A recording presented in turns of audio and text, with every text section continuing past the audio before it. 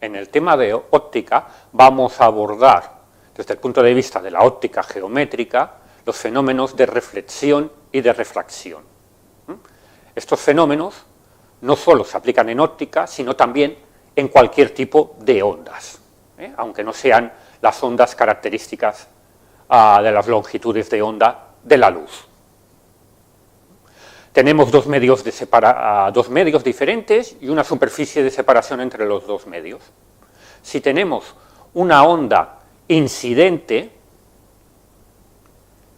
podemos definir un ángulo característico que es el ángulo respecto a la normal a la superficie de separación entre los dos medios. En óptica lo que tenemos es que hay una onda, o se genera una onda reflejada, y la característica principal es que el ángulo respecto a la normal de esta onda reflejada es el mismo que el ángulo de la onda incidente. En cambio, si parte de la onda entra o penetra en el medio 2, lo que acontece es lo que se denomina la refracción.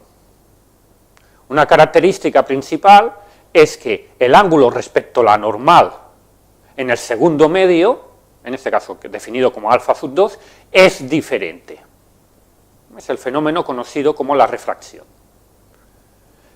¿Cómo describir esto desde un punto de vista matemático? Pues utilizando la ley de la refracción o la ley que también se denomina como ley de Snell. De tal manera que el cociente entre el seno de los dos ángulos, el correspondiente a la onda incidente o reflejada y el correspondiente a la onda refractada, es igual al cociente de la velocidad de la onda en los dos medios.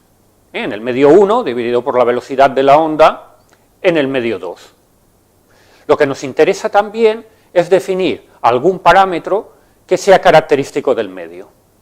En este caso se define un parámetro adimensional que es el índice de refracción, de tal manera que está definido como el cociente de la velocidad de la luz en el aire, que es más o menos la velocidad de la luz en el vacío, dividido por la velocidad de la luz en el medio.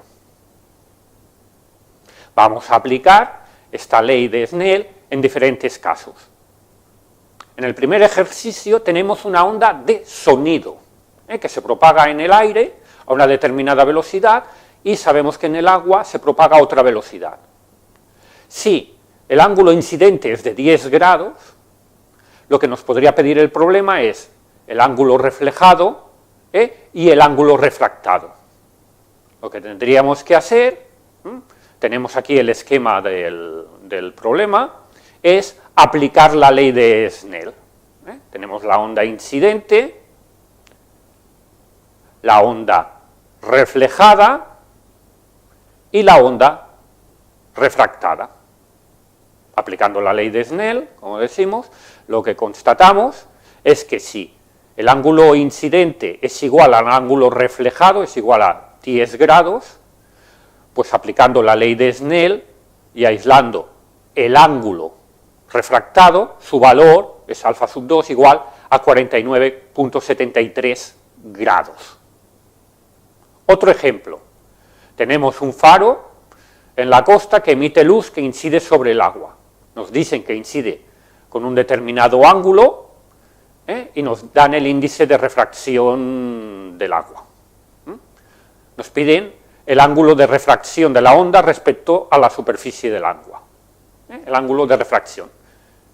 Volvemos a dibujar o a mostrar un esquema de lo que sería este problema. Tenemos la incidencia, tenemos la refracción. En este problema nos piden analizar solamente la refracción. Si aplicamos la ley de Snell, lo que tenemos es que el índice de refracción del agua es 1,33. Sabemos que en el fondo es un cociente de velocidades, pero ya sabemos que la velocidad sub 1 corresponde a la del aire. Entonces podemos coger la velocidad de la luz en el aire, el valor de c. Entonces de aquí aislamos el seno del ángulo refractado y por tanto podemos calcular el ángulo refractado, que es de 40,63 grados. Lo que podemos hacer, ¿de acuerdo?, es ser conscientes que si lo que nos pide el problema es el ángulo con respecto a la superficie, no el ángulo respecto a la normal, que es como se define el ángulo refractado, el ángulo respecto a la superficie es pi medios, 90 grados, menos el ángulo refractado. Entonces, el ángulo respecto a la superficie es de 49,37 grados. Vamos a realizar un tercer ejercicio. Imaginemos que lo que tenemos ya son tres medios. El primero es aire, el segundo aceite y el tercero es agua. Sabemos el ángulo incidente, los índices de refracción, y lo que nos piden es calcular el ángulo de refracción cuando la onda incidente pasa del medio 1 al medio 2, es decir, del aire al aceite, y cuando pasa del medio 2 al medio 3, es decir, del aceite al agua. Tenemos la onda incidente, una primera refracción en la cual cambia el ángulo, y una segunda refracción en la cual vuelve a cambiar el ángulo.